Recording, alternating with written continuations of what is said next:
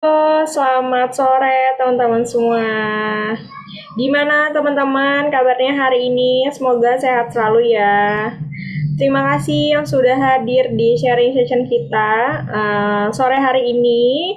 Teman-teman juga semangat banget nih untuk weekend tetap ikutan webinar kita pada hari ini. Nah, sebelum kita mulai saya mau kenalan dulu nih. Perkenalkan, nama saya Suci. Saya dari tim Lumo Shop dan teman-teman yang hadir pada sore hari ini. Terima kasih nih yang udah sempetin ya waktunya. Nah, teman-teman yang hadir juga kalau mau dapetin kupon atau mungkin nih mini studio dan materi webinar kita pada sore hari ini, boleh banget teman-teman yang hadir di YouTube maupun di Zoom dan Facebook. Boleh kita kenalan juga ya dengan cara mengisi absen, linknya sudah ada. Kalau yang di Zoom, teman-teman langsung aja ke kolom chatnya, lalu klik linknya, langsung aja diisi nama, nomor telepon, dan juga link Lumo Shop-nya. Dan teman-teman yang di YouTube, boleh langsung ke deskripsi YouTube-nya aja ya. Jadi nanti teman-teman langsung klik aja linknya, lalu diisi nama, nomor telepon, dan juga link Lumo Shop-nya. Dan juga sama nih teman-teman di Facebook, langsung klik aja linknya yang sudah ada. Jadi langsung diisi nama, nomor telepon, dan juga link Lumo Shop-nya. Dan teman-teman yang mau ikutan giveaway Mini Studio, teman-teman juga gampang banget nih caranya. Langsung aja diisi link surveinya untuk kira-kira webinar kita pada hari ini gimana nih. Teman-teman langsung aja isi. Dan juga jangan lupa untuk gabung ke grup Lumo People kita untuk mengetahui nih pemenang undiannya untuk yang dapatin kupon atau mungkin mini studionya. Nah, di sini juga ada untuk pengguna baru ya. Banyak banget nih keuntungannya. Ada 24 sampai 40 kupon diskon dan juga 5 sampai 10 kupon gratis ongkir. Jadi mungkin teman-teman yang udah download tapi belum registrasi, boleh banget nih langsung registrasi aja sekarang juga. Atau mungkin yang belum download, langsung aja download sekarang ya. Karena sayang banget nih untuk kuponnya dan juga gratis ongkirnya jangan sampai ketinggalan. Nah, yang memenangin juga untuk Redmi 9A, teman-teman langsung aja nih ke Instagram, langsung ketik aja @lumo.nation, lalu teman-teman langsung komen aja di postingan ini, lalu teman-teman langsung komen menggunakan hashtag Lumonation dan juga sertakan link Lumo Shop ya teman-teman nih. Periode ini dari 12 sampai 19 Februari, jadi mungkin yang belum ikutan boleh nih sekarang ikutan sebelum kita akhirin sesinya. Nah, ya mungkin yang sudah download tapi belum mengaktifin nih jasa pengirimannya, teman-teman langsung aja untuk aktifin pengiriman di aplikasi Lumo Shop ya teman-teman, karena jasa pengirimannya sudah banyak banget nih yang tersedia. Jadi teman-teman boleh langsung aktifin aja JNE, JNT atau mungkin si cepat dan yang lainnya boleh banget aktifin secara sekarang juga. Oke, nah sore hari ini kita kedatangan pembicara hebat. Jadi ada Kak Cynthia nih di sini. Oke, kita langsung aja ya. Jadi Kak Cynthia ini sore hari ini mau ngebahas gimana nih cara efektif dalam mengatur keuangan. Mungkin kita langsung panggil aja nih Kak Cynthia-nya ya. Halo Kak Cynthia. Halo, halo. Selamat sore semuanya. Semoga suaraku aman ya. Aman-aman banget Kak. Oke, nah sore hari ini teman-teman udah pada hadir nih Kak Cynthia nih mau ikutan sharing-sharing ya sore hari ini. Jadi mungkin nanti kalau teman-teman ada pertanyaan nih tentang materi yang dibawakan oleh Kak Cynthia, boleh banget langsung komen aja di kolom chat. Jadi nanti di akhir sesi kita langsung tanya jawab. Oke, silakan nih Kak Cynthia ya, langsung aja nih kita mulai. Oke, thank you banget. Aku minta tolong ya dari tim untuk bantu show aku punya slide yang udah di-share. Oh gitu, sebentar juga. Yes. Sambil nungguin slide-nya, pertama-tama thank you banget teman-teman yang udah join hari ini. Semoga, although di hari Minggu ya, besok mungkin pada kerja lagi, balik ke aktivitas lagi, tetap masih semangat banget gitu ya. Atau mungkin yang menjalani usaha lagi, yang masih merintis, ataupun yang udah berjalan, hopefully hari ini kita bisa belajar bersama gitu ya. Nggak cuma kalian doang, tapi aku juga belajar dari pertanyaan-pertanyaan yang mungkin nanti kalian akan uh, tanyakan ke aku gitu ya. Jadi nanti di akhir sesi, setelah aku ada Q&A juga, jadi boleh di-prepare juga, atau nanti kalau misalnya takut lupa, boleh drop dulu aja pertanyaan-pertanyaannya di chat box. Jadi biar kalau misalnya cocok atau lagi searah dengan materi yang aku bawakan, nanti biar bisa aku langsung jawab gitu. Kita hari ini seputar akan finance, tapi lumayan kita akan kulak-kulik beberapa elemen gitu ya dari business juga. Jadi menyentuh-menyentuh gitu ya. Oke, kita masih tunggu nih ya dari tim Lumo Shop-nya. Hopefully bisa di-show slide-nya. Oke, sebentar ya Kak. Siap. Nih penasaran nih teman-teman dari mana aja asalnya? Boleh nggak tulis di chat box dari kota mana gitu? Ada yang dari mungkin luar Pulau Jawa, atau kalau di Jawanya juga terpencar-pencar, Jabar, Jatim, wih Semarang ya. Aduh, aduh kuliner Semarang itu bikin jatuh cinta. Aku kangen banget sama leker Pak Imo. Dan depannya sekolah Loyola itu, aduh. Oke. Kalau aku sendiri dari BST. Oh, aku juga anak Tangerang. Dari Medan Loyola ya. Iya, aduh, aku suka banget sih pengen road trip ke Semarang, ke Jawa, terus ke Bali. Wah, mantep banget nih. Hopefully ya cepat reda nih ya COVID wave ketiga ini. Medan juga asik-asik nih makanannya, cuman aku belum pernah ke sana kebetulan. Nanti bisa nih Dani jadi tour guide ya. Kalau aku ke sana. Recording in progress. Halo. Lawang Sewu. Iya, Lawang Sewu aku juga pernah ke sana 2 kali bahkan. Dulu banget pas masih SMA kali ya, sama pas kuliah. Sambokong iya bagus ya vihara atau kelentengnya itu. Merah-merah aku udah pernah main ke sana. Semarang, Jogja, wah pusatnya makanan deh enak banget di sana. Aku paling jauh di Indonesia apa ya? Labuan Bajo mungkin NTT itu juga asik banget ya kultur di sana, ketemu sama orang di sana. Oke, apakah ada kendala dari tim Limo Shop-nya? Sebentar ya Kak, ini untuk materinya kayaknya aku masih request deh, sebentar. Oke, ini aku kasih atau emailmu apa? Aku share aja langsung. Oke, oke, sebentar.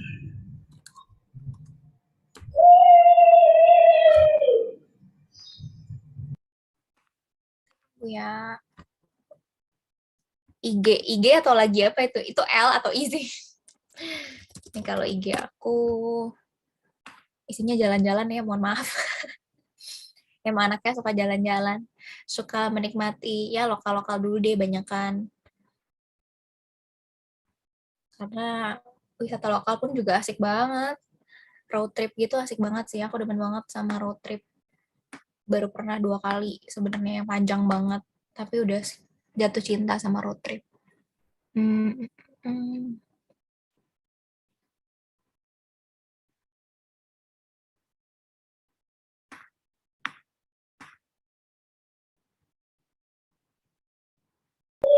Emailnya udah aku di kolom chat ya Kak.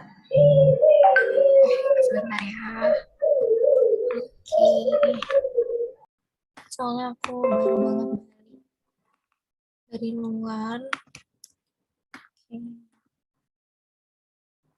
Suci Triyolandike. Udah aku accept ininya.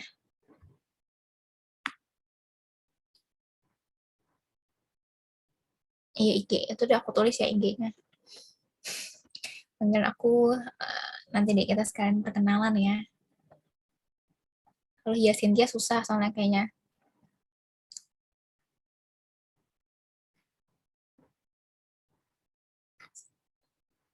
Domisili aku di Tangerang. Dari dulu emang anak Tangerang, dari TK, playgroup, di sini pun memang belum pernah pindah-pindah.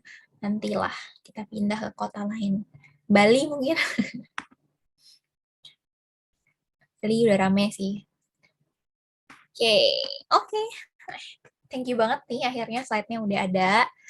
Aku panggilnya Mbak Suci ya, Mbak Tri. Sorry tadi baru masuk. Mbak Uci ya. Mbak Suci, oke. Oke, thank you Mbak Suci. Nah, ini aku langsung aja next. kita biasa mulai tak kenal maka tak sayang gitu kan ya. Jadi perkenalkan, nama aku Hia Cynthia Kesuma, paling gampang panggilnya Cynthia aja. Nah, jadi memang pengalaman aku selama ini banyaknya berbau dengan keuangan gitu ya. Baik itu keuangan yang berhubungan sama startup dan juga sama yang berhubungan dengan perusahaan TBK. Jadi PT TBK itu yang ada di saham, yang bisa diinvestasi. Dulu aku analis yang mereka lah, analisis saham-saham dan lain-lain. Jadi dulu pas aku kuliah tahun kedua itu aku magang di Trimegah, Mirae Aset Sekuritas dan lain-lain. Tapi habis itu aku mulai punya interest lain nih, dan interestnya itu yaitu ke arah startup.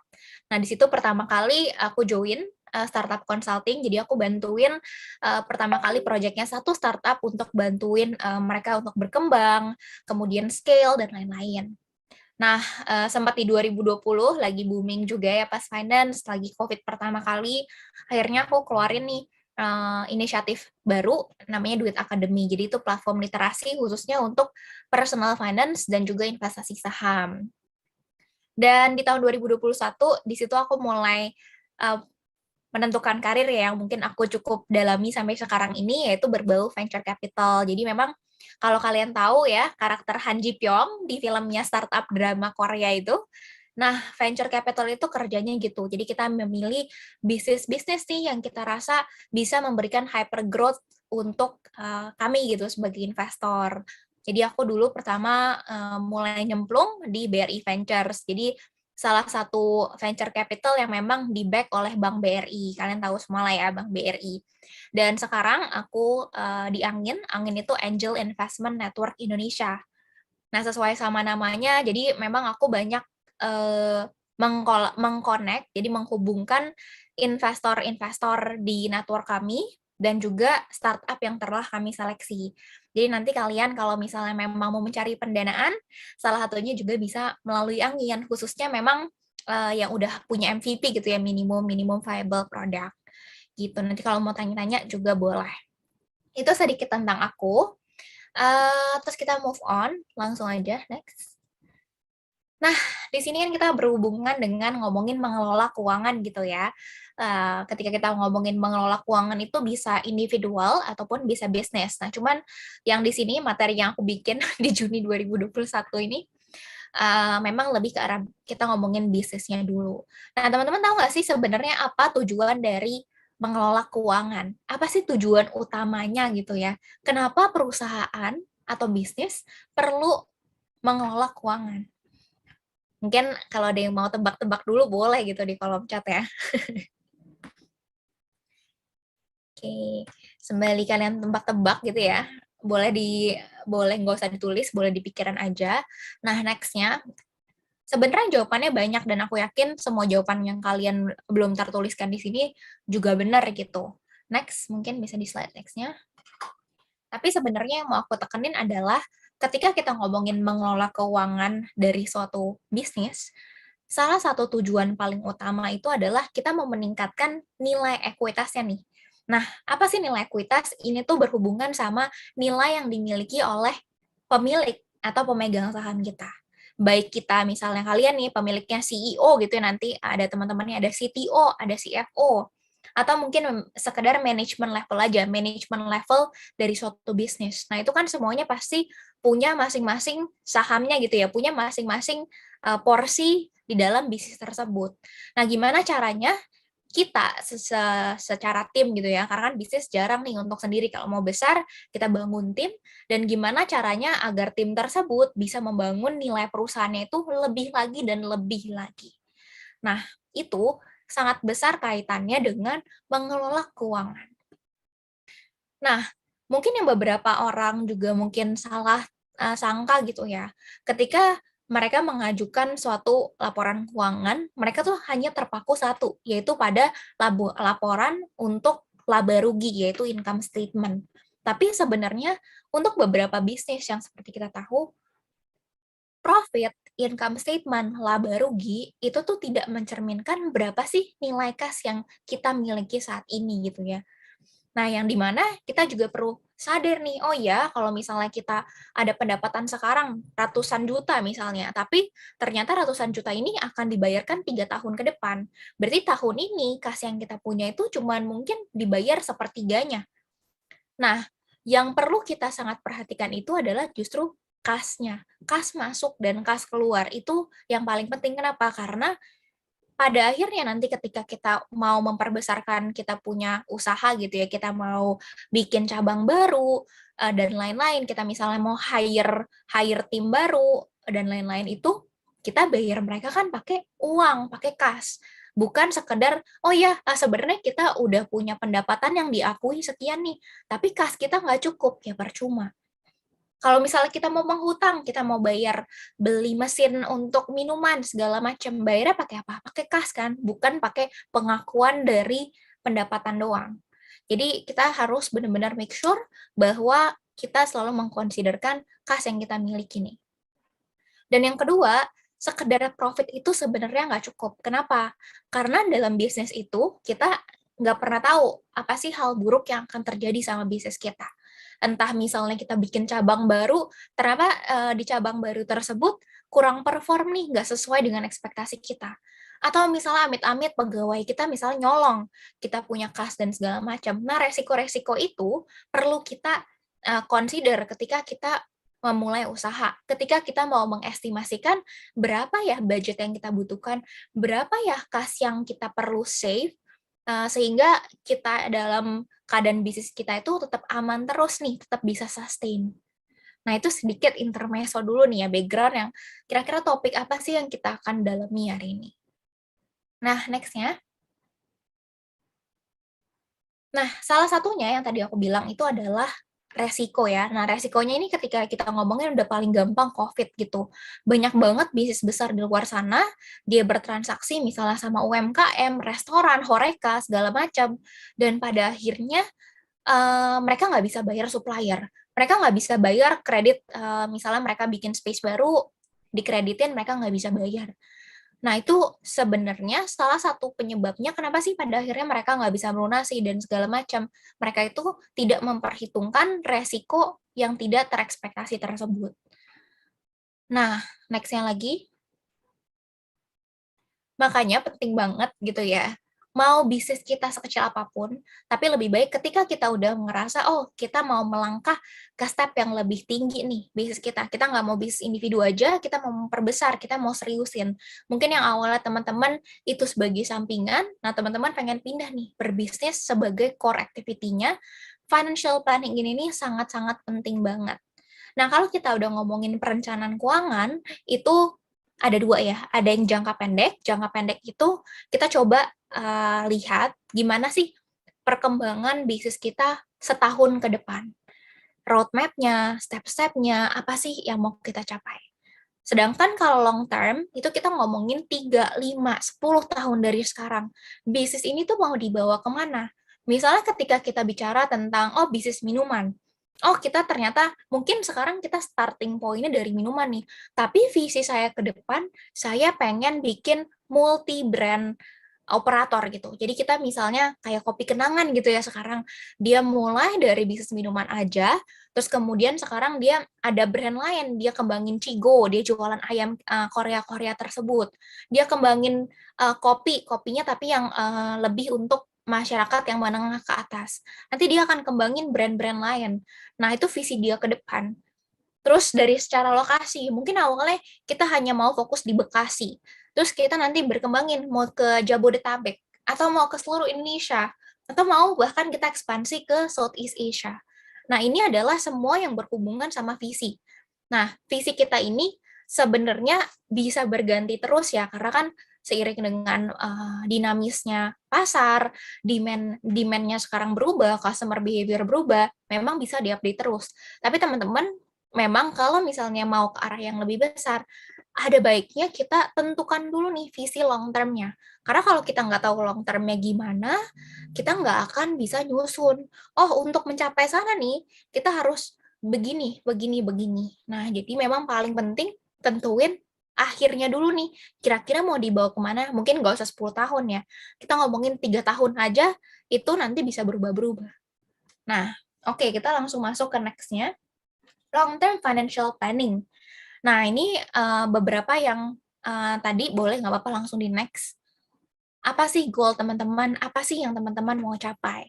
Mungkin kalau misalnya aku kasih contoh, next, ini bisa teman-teman bisa di luar ini ya, tapi mungkin paling gampang yang bisa dikuantitatifkan, yang bisa tercerminkan. Ini kan paling gampang kita ngomongin tentang people, kita ngomongin tentang our business, atau lagi kita ngomongin tentang the market.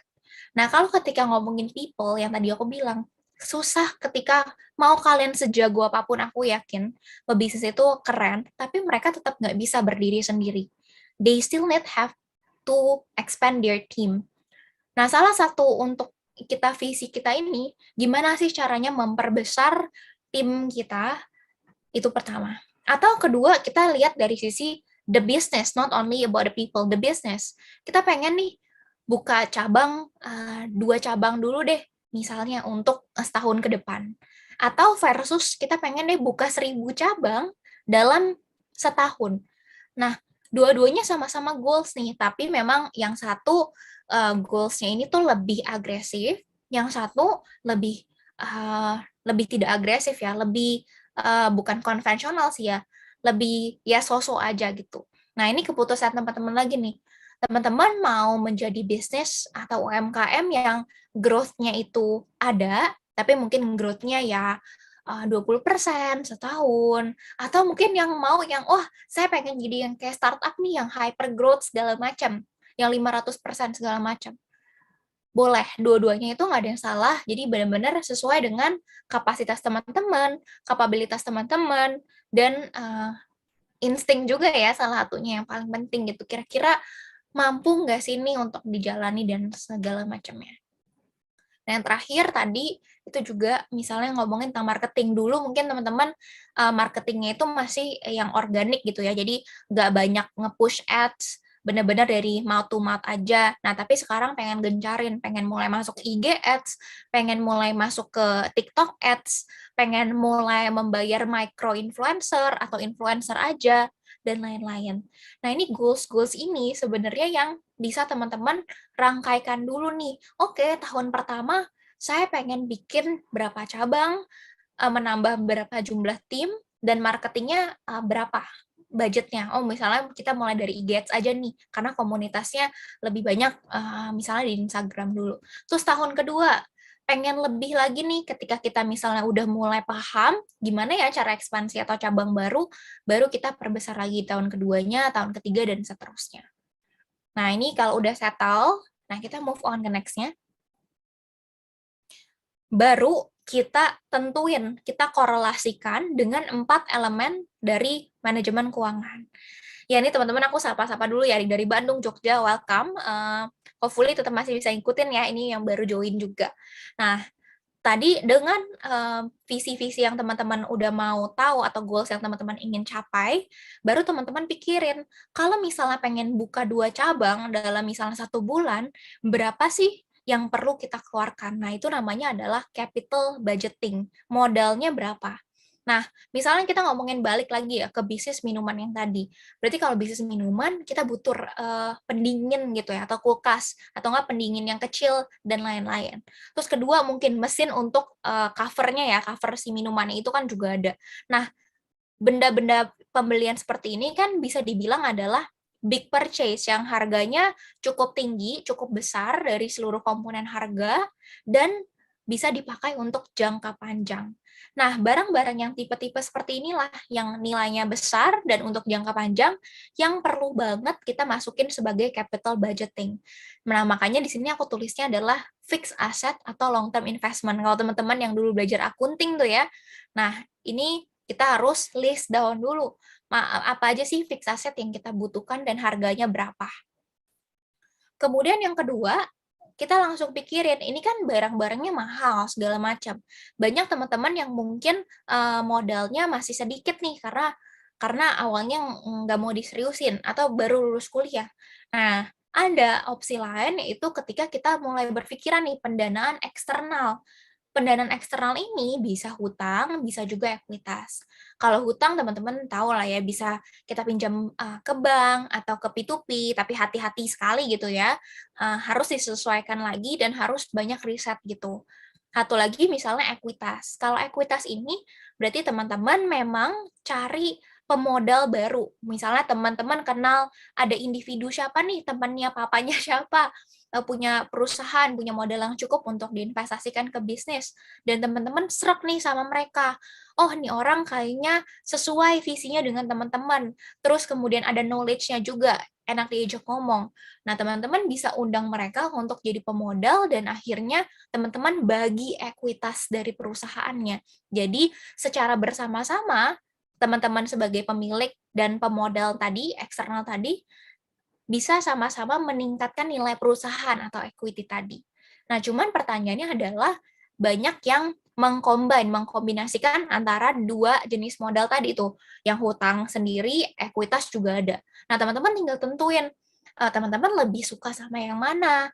Kalau misalnya hutang, bahayanya kan adalah bunganya ya, itu perlu dipikirkan nih. Gimana teman-teman dari cash flow yang teman-teman hasilkan bisa bayar bunga. Tapi kalau dari ekuitas, teman-teman perlu mikirin, uh, kalau misalnya ternyata pemodalnya tiba-tiba nggak satu visi, tapi mereka itu punya voting rights gitu ya, voting dalam bisnis kalian, dalam mengambil keputusan. Teman-teman mau nggak mereka ikut campur? Nah, memang ada plus minus yang harus dipikirkan. Gitu. Itu adalah penentuan struktur modal perusahaan, struktur modal bisnis. Nah, ini kan kita udah ngomongin yang dua-duanya tuh jangka panjang banget, tapi jangan lupa juga yang jangka panjang itu perlu kita tarik nih ke jangka yang sekarang, jangka pendek, masa sekarang ini, yaitu tentang working capital. Gimana caranya agar semua kita punya plan, semua kita punya effort, itu bisa memastikan bahwa kita bisa menyelesaikan atau membayar obligasi saat ini. Jadi kalau misalnya teman-teman, oh punya utang yang harus dibayar kurang dari setahun lagi nih, kira-kira ada nggak ya kemampuannya? Nah, ini adalah manajemen yang berhubungan manajemen cash, manajemen inventory, teman-teman. Bisa nggak dengan cash yang sekarang membayar utang yang mau jatuh tempo? Itu working capital. Yang terakhir, payout policy. Ini tuh adalah yang berhubungan yang tadi ya. Kalau teman-teman punya pemodal eksternal, mereka mau masuk ke teman-teman kalau apa? Kalau teman-teman bisa memberikan sesuatu yang balik dong, return. Imbal baliknya apa? Oh, kalau sebagai pemodal, aku ingin apa? Bisa dua. Bisa misalnya nilai perusahaannya jadi tinggi lagi, jadi ketika nilai perusahaannya tinggi, aku jual nih ke pemodal lain. Aku sebagai pemberi modal untung. Atau yang kedua, bisa juga dividen. Jadi dividen tiap tahun teman-teman ada kelebihan profit gitu ya.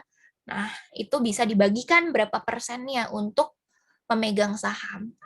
Sebenarnya yang terakhir ini nggak hanya untuk pemegang saham. Kalau teman-teman ngerasa, aduh, kas perusahaannya ini belum terlalu besar, tapi teman-teman butuh karyawan yang hebat gitu ya. Gimana sih cara untuk menarik mereka, ngelur mereka?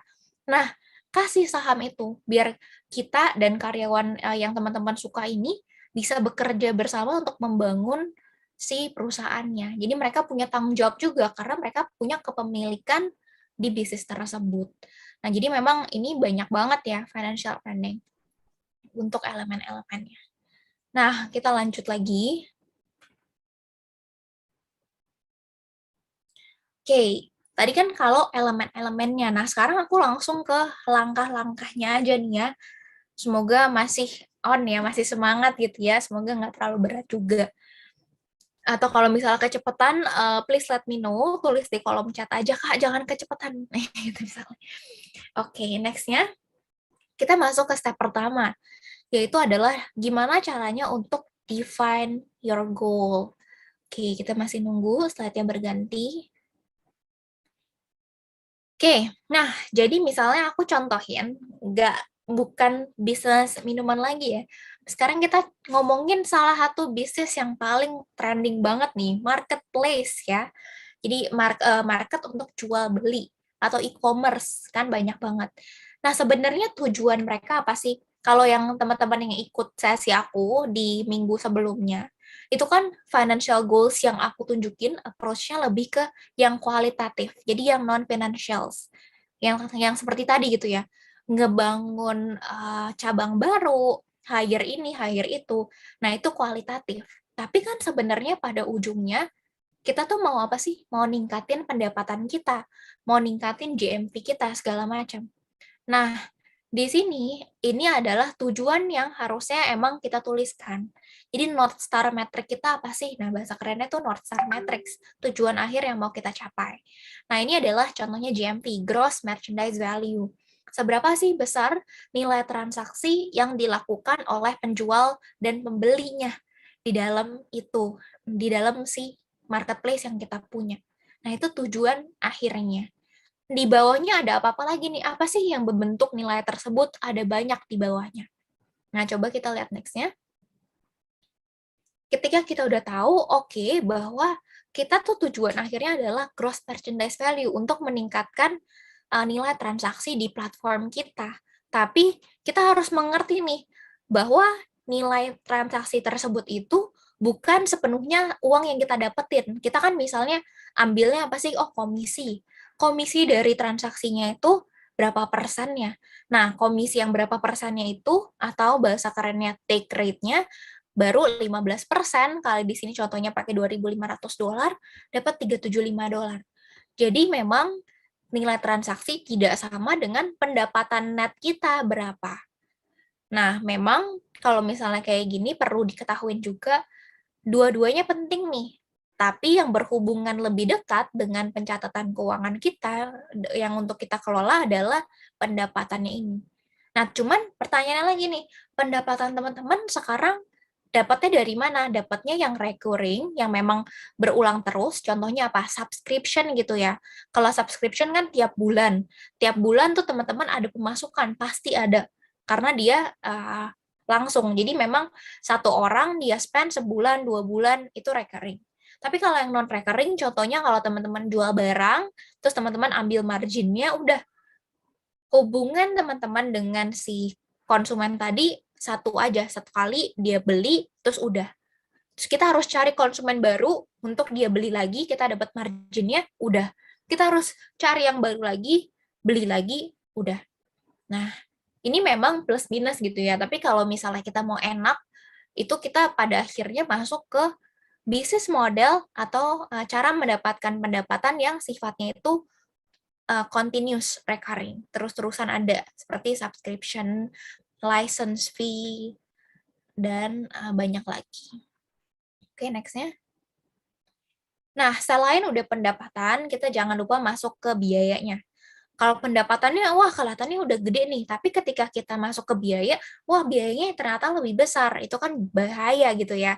Jadi kita harus lihat lagi nih, biayanya ini paling besar apa sih? Apakah ada yang bisa kita cut? Apakah selama ini ada yang tidak tercatat, tapi sebenarnya harus dicatat?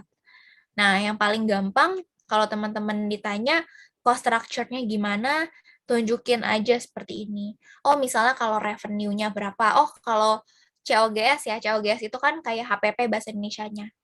HPP-nya itu misalnya kalau kita punya marketplace, terus kita jualan segala macam, mungkin ada delivery cost-nya, mungkin ada untuk satu platform ini, untuk dia running, berapa sih biayanya, segala macam. Tapi kalau misalnya ngomongin bisnis makanan, oh mungkin kalau bisnis makanan itu HPP-nya, contohnya adalah packaging-nya, terus bahan-bahan makanannya. Nah, itu kita hitungin nih. Baru nanti kita hitungin, oh dapat sekian, kita kurangin revenue, pendapatan dikurangin HPP tadi, dapat gross profit. Jadi nilai kita punya keuntungan yang kotor masih. Belum lagi kalau misalnya kita udah mulai masuk tentang gaji, terus kita misalnya punya marketing ya, IG Ads segala macam, kita masukin ke marketing, sales marketing. Kalau kita sewa misalnya sewa tempat ya, itu masuk ke general and administrative expenses. Kalau kita punya barang-barang yang jangka panjang seperti fixed asset tadi, masuk depresiasi dan lain-lain. Nah, ini aku nggak bakal pusing-pusing, nanti teman-teman makin pusing gitu ya. Nah, ini memang format generalnya seperti ini. Oke, nah nextnya. Nah, terus udah kita tahu segalanya, kita udah tahu, kita tujuan utamanya itu meningkatkan GMV atau meningkatkan revenue. Nah, sebenarnya faktor apa sih yang harus kita dorong sehingga GMV atau revenue kita makin tinggi nih? Kalau misalnya di marketplace, salah satunya kita harus make sure bahwa pengguna kita tuh semakin banyak. Nggak cuma pengguna yang hanya datang lalu lalang, tapi pengguna yang aktif, yang terus-terusan datang sama kita nih. Nah, misalnya kita fokusin ke active user stats-nya. Nah, kalau kita ngomongin active user, kita estimasi dulu gitu ya. Ketika kita bikin bisnis, kalau ngomongin e-commerce, sebenarnya siapa sih target utama kita? Nah, kita harus rinci ini. Kalau kita nggak familiar dengan pasarnya. Kalau misalnya yang lebih biasa main e-commerce itu kan yang anak-anak muda, yang milenial misalnya. Atau mungkin milenial campur sedikit gen yang agak atasnya gitu ya, 18 sama 64 tahun. Berapa sih dari mereka misalnya yang menggunakan aplikasi jual beli atau aplikasi digital? Itu kan datanya ada di internet. Berapa juta orang misalnya. Tapi dari beberapa juta orang tersebut, siapa sih yang pada akhirnya suka beli misalnya di marketplace yang kategorinya itu grocery gitu ya, barang sehari-hari. Nah, dari situ nanti kita hitung nih, ternyata asumsinya dari sekian juta orang tersebut, 2-5%-nya nih tiap tahun ada. Nah, baru itu kita anggap oke, ternyata mungkin asumsinya dari berapa juta orang tersebut per bulannya nih, kita bisa wajib dapetin sekian nih. Nah, jadi kita tahu, ternyata kalau misalnya secara perhitungan kita targetin sekian juta orang. Atau kalau misalnya diperkecil lagi, 50.000 orang, 20.000 orang, 2.000 orang, segala macam. Nah, baru kita bikin dong strategi marketingnya dan lain-lain. Untuk mencapai ini, orang-orang tersebut biasanya itu ditemukan di mana ya? Di Instagram kah?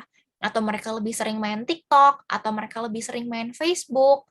Nah, kita mulai masukin nih. Atau mungkin kalau kita nggak mengincarnya yang ke target milenial, kita targetnya ibu-ibu misalnya.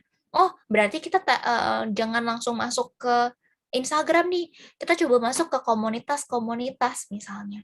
Ibu-ibu sukanya apa sih? Ibu-ibu yang seperti apa? Ibu-ibu yang tinggal di daerah kota seperti apa? Dan lain-lain. Nah, kemudian habis kita udah tahu berapa new users-nya, kita juga perlu perhitungkan kira-kira selama sebulan ini orang-orang yang dari tadi masuk ke kita, yang bertahan sama kita ini berapa orang? Apakah dengan service kita yang seperti ini, fitur kita yang seperti ini, mereka nih akan berapa lama sih terus membeli barang kita atau terus menggunakan service kita? Kalau salon, paling sebulan sekali, paling maksimum 2 kali sebulan misalnya. Nah, kalau misalnya yang lain, gimana ya cara kita meningkatkan biar mereka ke kita terus? Bikin bundling produk. Misalnya tambah service lain, dan seterusnya. Nah, ini hal-hal yang perlu kita pikirin.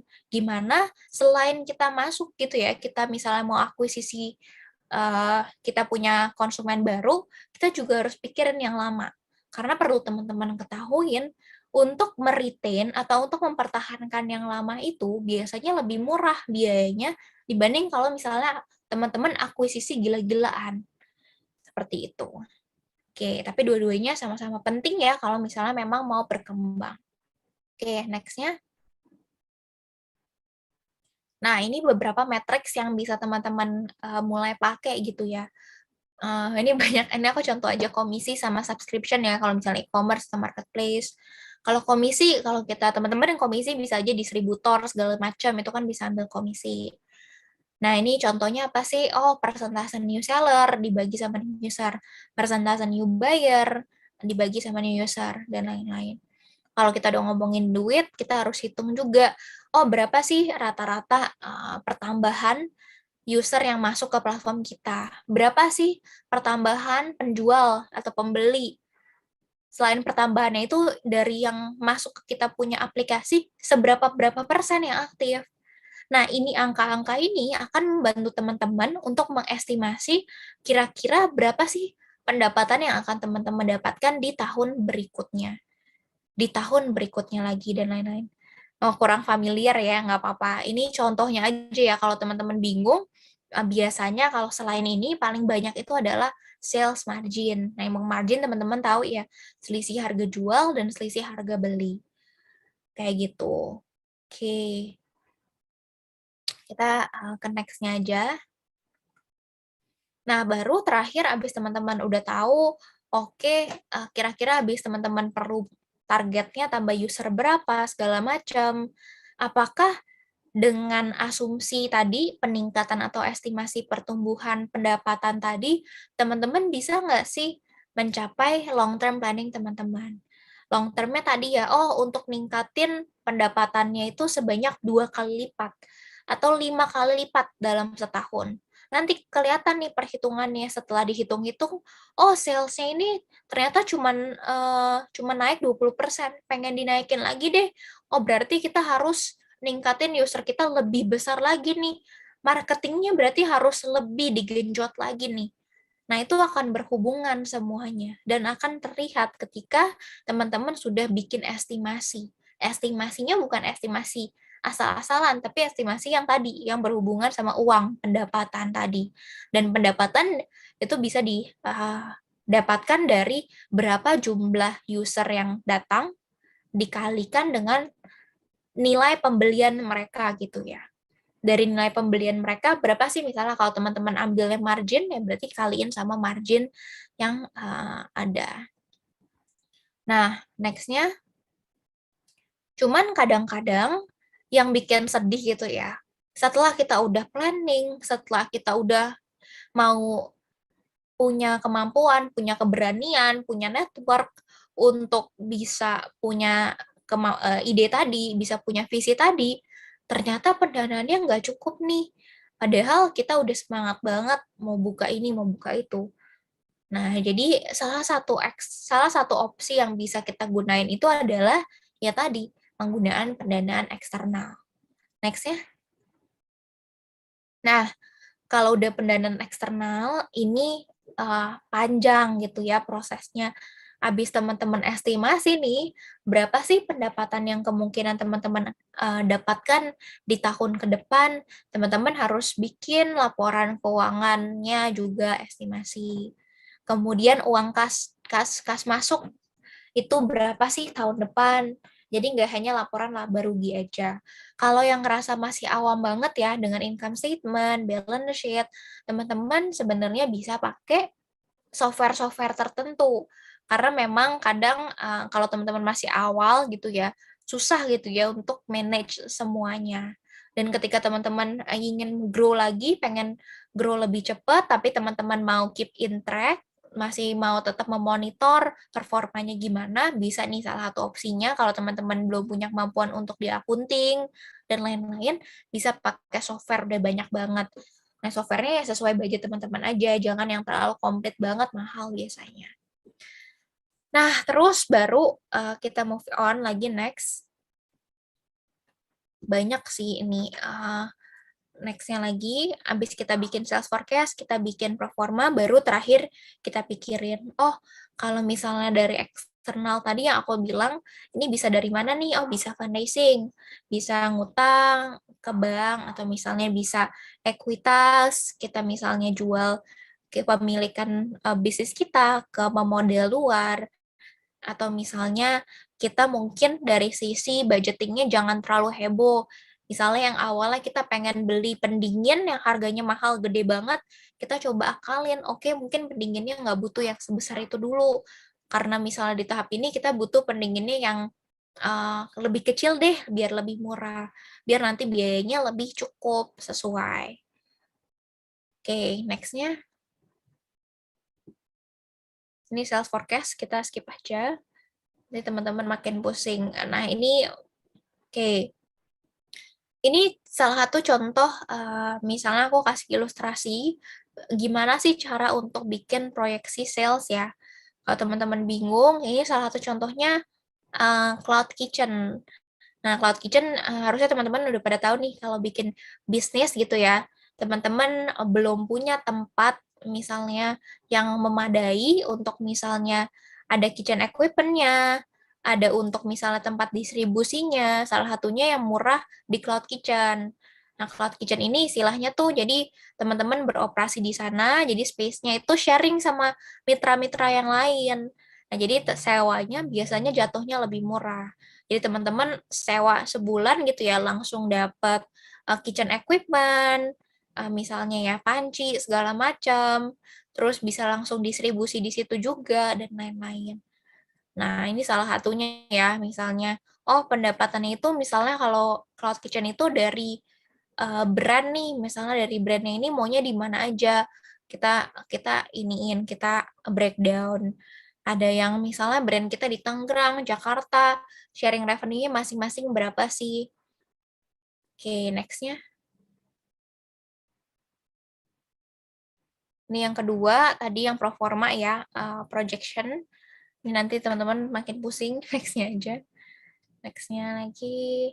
Ini juga projection-nya makin yang lebih ruwet lagi gitu ya. Ini contohnya aja kalau teman-teman mau screenshot boleh.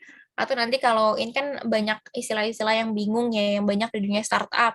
Kalau misalnya belum tahu, nanti tanya aja, kita skip aja.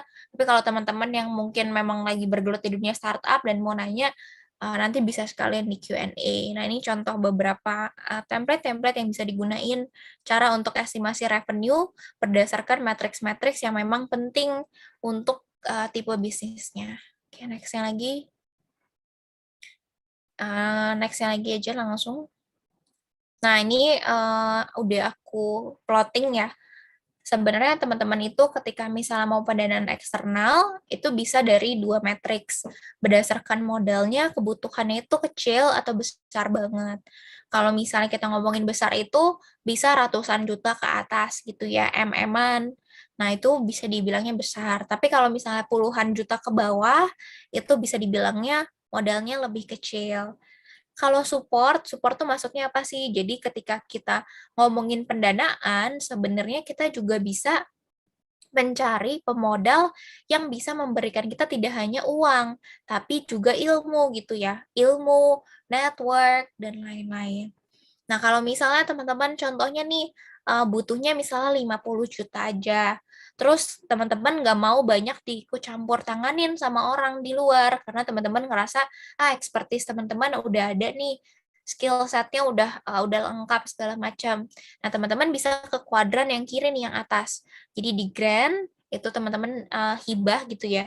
Hibah itu bisa macam-macam, bisa teman-teman ikut kompetisi, teman-teman ikut akselerator, inkubator. Nah, itu bisa. Atau mungkin program-program pemerintah. Banyak banget sekarang program pemerintah gitu dari Kemenperin, Kemenparekraf. Mereka bikin memang untuk meseleksi bisnis-bisnis UMKM yang dirasa punya kredibilitas dan punya bisnis yang oke, tapi memang kurang dananya. Bisa tuh. Nah, kedua crowdfunding ya. Crowdfunding ini yang udah lumayan ngetrend juga.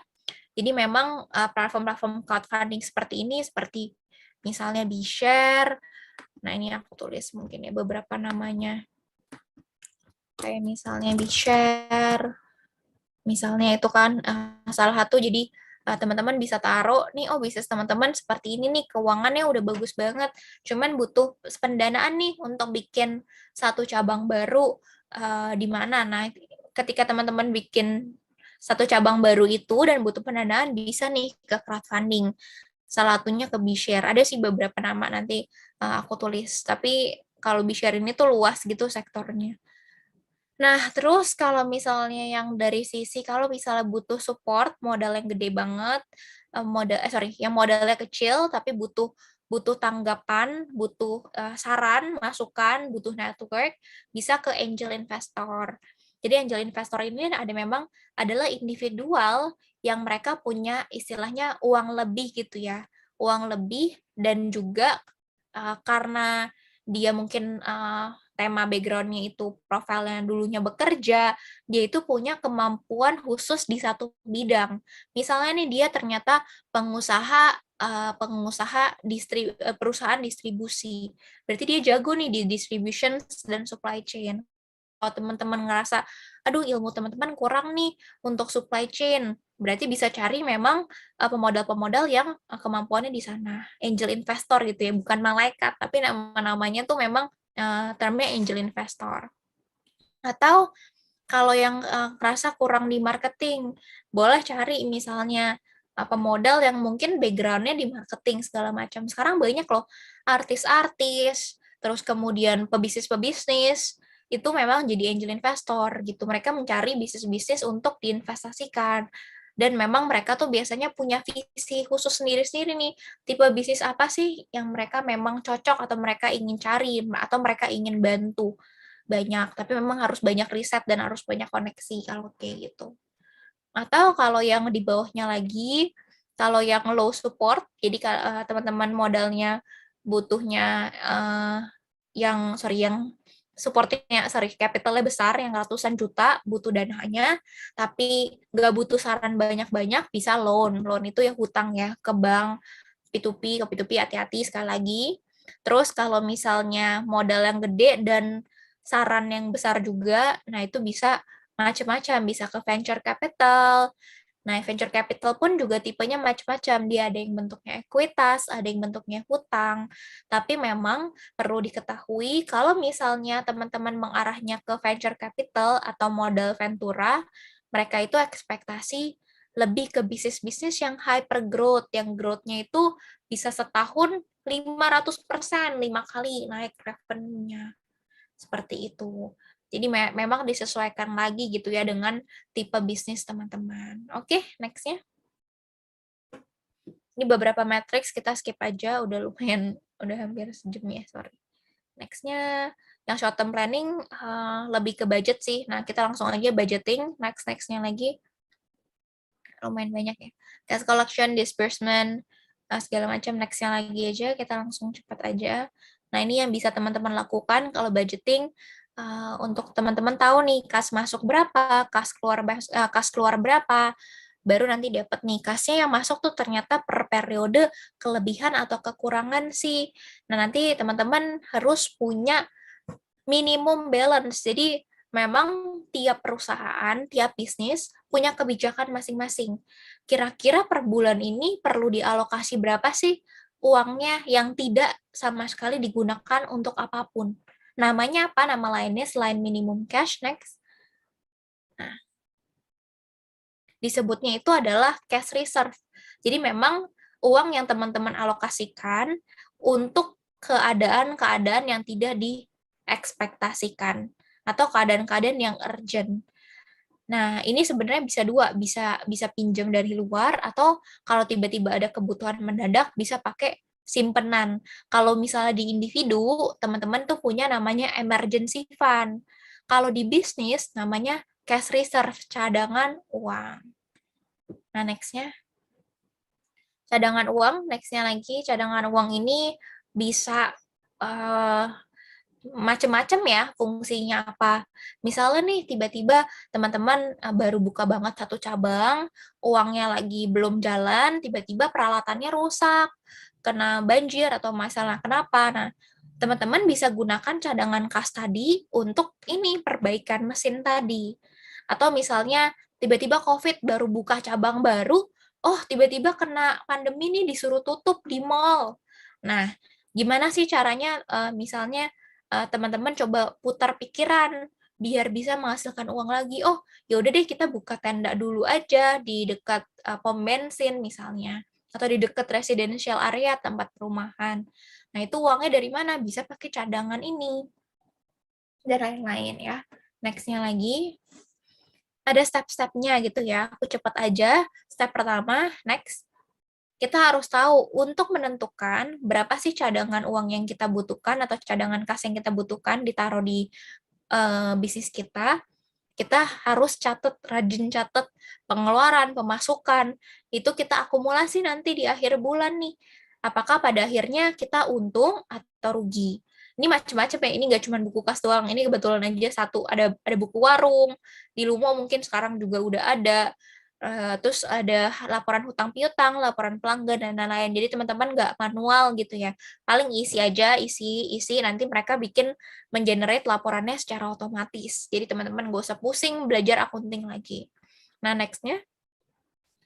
Ini yang contoh-contoh yang lain, yang udah lumayan besar, itu bisa pakai software-software yang lebih komprehensif juga gitu ya. Nah, contohnya kayak gini. Nah, next-nya lagi.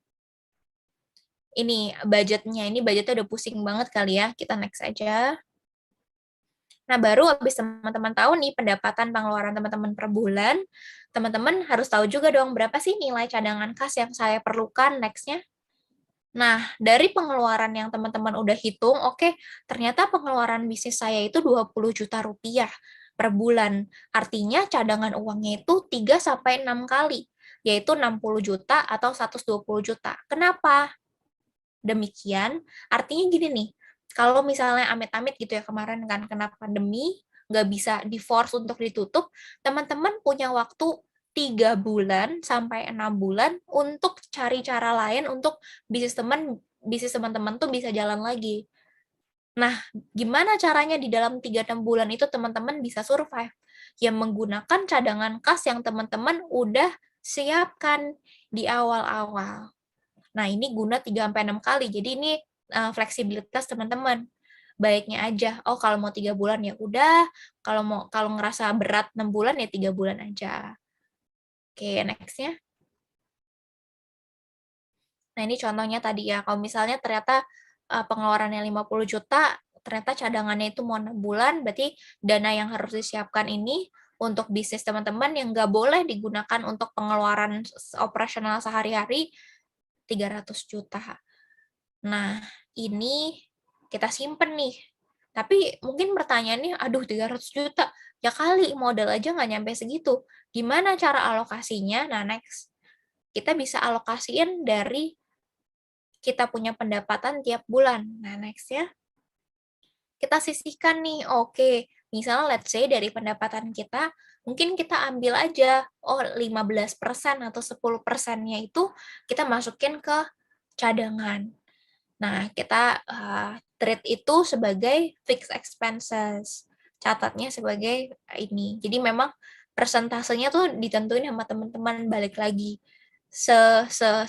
Ininya lah, sevisibelnya. Kalau teman-teman merasa 15% ketinggian, ya udah awalnya mungkin kalau masih awal-awal, kita sisihin 5% dulu deh per bulan untuk biar cadangan dananya ini terkumpul. Next-nya. Nah, nanti pas yang terakhir, next-nya lagi, kalau kita udah kekumpul semua, cadangan kasnya taruh di mana? Harus hati-hati nih. Kan kalau namanya kita nggak tahu ya, hal-hal yang tidak diduga itu terjadi sangat cepat. Kalau teman-teman taruh, tiba-tiba teman-teman taruh judi, weh jangan. Teman-teman taruh ke kripto, aset kripto, saham, itu juga jangan. Jadi kalau cadangan kas yang seperti ini, lebih baik ditaruh ke tabungan aja, tapi tabungannya sebisa mungkin dipisah ya dari tabungan rekening yang untuk transaksional sehari-hari, biar teman-teman nggak kepake. Soalnya kalau misalnya ditaruh di satu rekening, itu tuh, aduh, godaannya berat banget untuk kita tidak menggunakannya, atau kadang-kadang kelupaan, ada saldo sekian, lupa, ternyata itu sebenarnya untuk disisihkan untuk cadangan kas. Atau yang kedua, kalau misalnya satu lagi alternatifnya tuh di pasar uang. Nah, ini udah masuk investasi gitu-gitu ya. Nanti kalau yang mau tanya lebih lanjut, boleh di Q&A aja. Oke, kayaknya itu ya. Kayaknya aku udah panjangan juga. Takut ini, next-nya kita akhiri aja mungkin di sini. Kalau misalnya yang mau tanya, bisa langsung shoot aja ya. Ini aku kasih lagi panggungnya ke Mbak MC kita, Mbak Suci. Oke, terima kasih nih untuk Kak Cynthia, materinya bagus banget. Oke, nah teman-teman mau ingetin lagi, jadi yang belum absen ya, yang mau dapetin kupon atau mungkin mau mini studio, jangan lupa nih teman-teman yang di YouTube maupun yang di Zoom, jangan lupa untuk mengisi absen. Yang di Zoom, teman-teman langsung ke kolom chat aja ya, langsung klik linknya yang sudah di-share nih sama Lumi. Jadi langsung diisi aja nama, nomor telepon, dan juga link Lumo Shop-nya. Dan teman-teman yang di YouTube juga jangan lupa untuk absen. Absennya juga sudah ada di deskripsi YouTube-nya.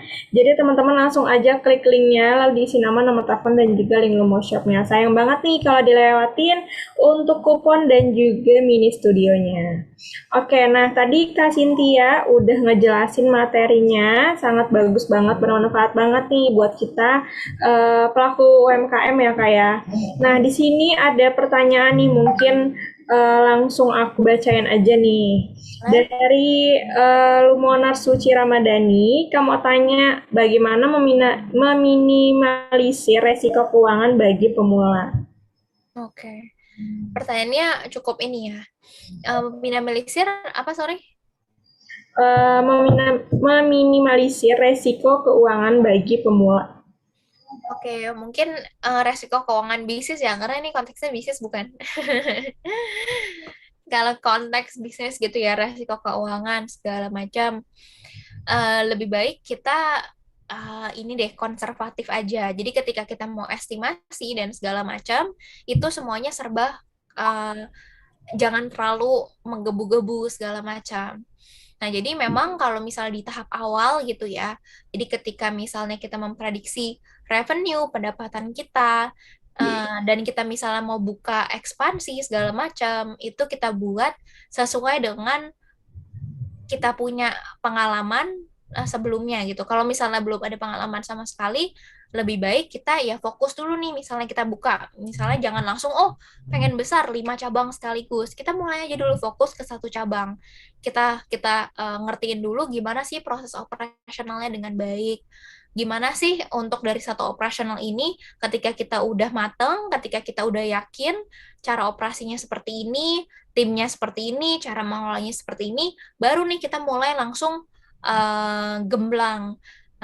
Kita mulai langsung, oke, kita udah yakin dari satu cabang ini udah bagus, udah jalan, baru uang yang tadi kita udah jalanin mungkin nggak jangan 3 bulan ya, kita lihat dulu nih mungkin selama 6 bulan sampai 1 tahun, gimana sih perputaran kasnya?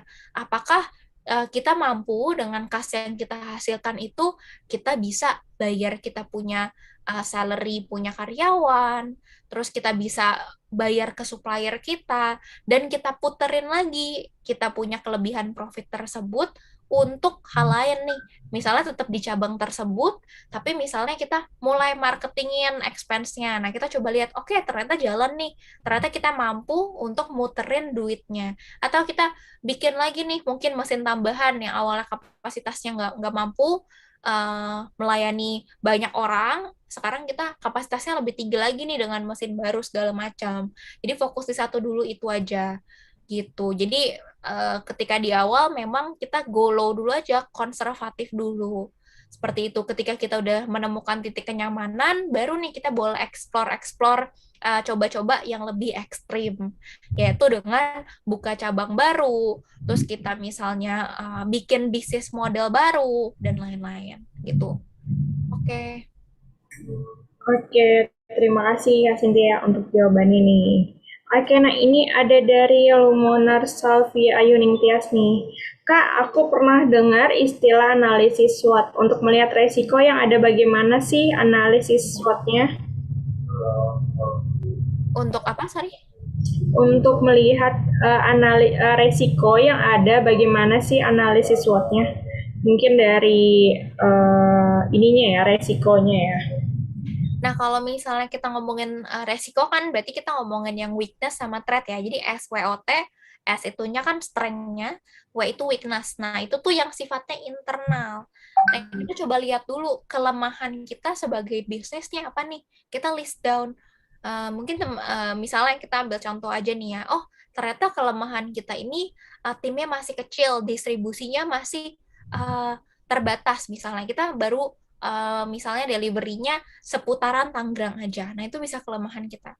Nah, cuman kalau misalnya kita ngomongin yang bawah, OT, opportunity dan threat, itu udah kita ngomongin resiko luar. Threat itu tuh adalah yang berhubungan sama environment eksternal. Gimana sih? Ternyata misalnya di satu daerah tersebut, kita lihat nih, kita bikin cabang baru, oh ternyata di area tersebut itu udah ada tempat jual minum yang lainnya dan harganya lebih murah. Nah, berarti resikonya adalah di thread tersebut kita bisa tulis, oh ternyata udah ramai pemainnya, atau bisa kita sebutnya itu red ocean gitu ya bahasa kerennya. Udah ramai pemainnya, terus misalnya harganya itu tidak bersaing dengan harga-harga mitra yang sudah existing misalnya. Nah, itu teman-teman bisa list down. Cuman yang diketahui pokoknya kalau yang weakness itu yang internal, jadi yang di dalam bisnis kita sendiri, kelemahannya apa. Kalau yang threats itu, yang kita bandingkan dengan suasana atau situasi eksternal. Nah, itu semua memang harus kita analisis sendiri. Kita datang R&D ke tempatnya, kita tanya-tanya ke orang lain, misalnya, ketika lo coba produk gue, atau ketika lo cobain service gue, apa sih kekurangan atau yang lo rasain dibanding misalnya si mitra A, gitu. Atau kalian sekadar coba sendiri misalnya.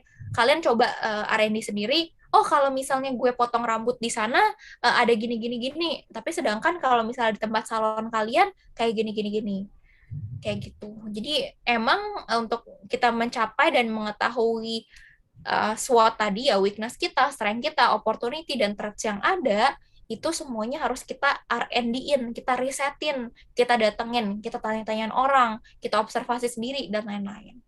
Itu ya, Salvia, Ayu, Ningtyas, semoga menjawab. Kalau ada pertanyaan lanjutan boleh. Oke, nah mungkin teman-teman boleh nih kalau ada pertanyaan lagi langsung komen aja di kolom chat. Jadi bisa langsung ditanyain ke Kak Cynthia-nya. Oke, nah teman-teman yang hadir pada sore hari ini mau ingetin lagi sebelum nanti di penghujung sesi ya. Jadi yang dapetin kupon atau mini studio nih dan juga materi webinar kita pada hari ini yang sudah diberikan sama Kak Cynthia. Jadi ini bisa teman-teman dapetin kalau teman-teman semua sudah mengisi absen. Jadi dipastiin teman-teman yang hadir di Zoom maupun di YouTube langsung klik aja nih linknya, diisi nama, nomor telepon, dan juga link Lumau Shop-nya. Dan juga yang mau ikutan giveaway untuk dapetin mini studio, boleh banget nih kita isi link surveinya. Dan juga teman-teman bisa langsung gabung ke grup Facebook Lumau People untuk mengetahui nih pemenang undiannya. Jadi jangan sampai ketinggalan ya untuk dapetin benefitnya. Oke, nah ini mungkin ada oh ya, belum ada yang nanya lagi nih Kak. Oke, boleh nih sebelum kita akhiri sesi kita sore hari ini, boleh satu pertanyaan lagi langsung komen aja di kolom